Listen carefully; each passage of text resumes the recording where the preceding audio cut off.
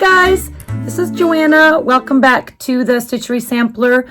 We're working on the 12th month. Can you guys believe, no, week. Can you guys believe that we are done with the blocks and next week it's all about the setting? So this week we're going to talk about some of the different ways that you can actually work on this stitch block. So I hope you guys check it out. Come on, let's sew. Well, welcome back, friends. We are on block 12. It's actually the last block of the sampler, if you can believe it, and it's called the stitch block. And if you're following along, we're on page 22. There's a couple things I wanted to share with you guys this week about the block itself. So in the pattern itself, this is the block that we have a correction for, and we mentioned that at the beginning and in our groups, but wanted to mention that again here. There are a couple different ways that we've seen people work on this block. So it's the stitch block is meant to basically mimic stitches going in two different directions. On the original one here in front of you, as you can see, we chose 5 different colors and just had them alternate, or 5 different prints and had them alternate throughout. And they're the skinny ones. These are the ones that is the size of the one in the update, in the correction, that's on our website and in our Facebook group. And the one that is in the pattern, if you were to follow that, is just a little bit fatter. And so what I wanted to show you guys today is basically, I was going to take this opportunity to show you different ways that you could do this. Okay, so for comparison, actually, let me just put this down here. No, I'll leave it up here. This is, if you were to follow the directions in the pattern, this is the thickness of what your stitches would look like, kind of your stitches on here. They'd be this width inside. Smaller size square out here leads to a fatter section when you're done on the inside. So if you do it without the correction, and I've seen people do this by choice, this is what your stitches would look like, each one of them, okay?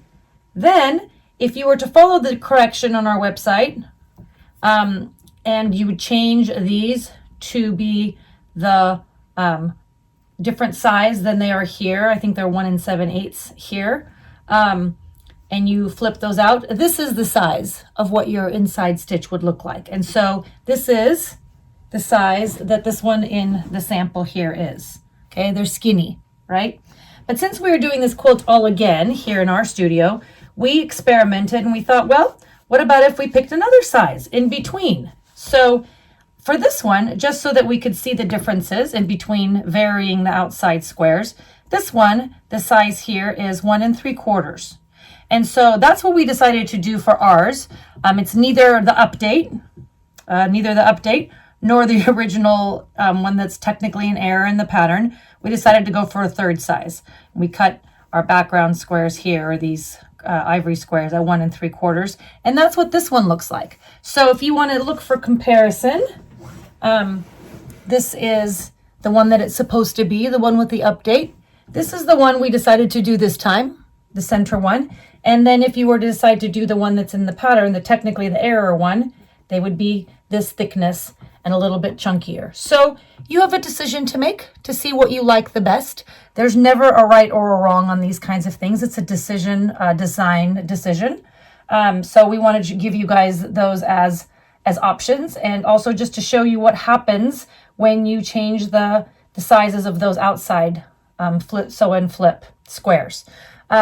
Another thing that we decided to do in this one, as you can see, is we did go ahead and choose 5 colors again for our block, but we went with a variety of prints for each color. So there's a bunch of different oranges, blues, yellows, reds, and then we're still putting this one together here. We left that open for you so that you could see what they look like.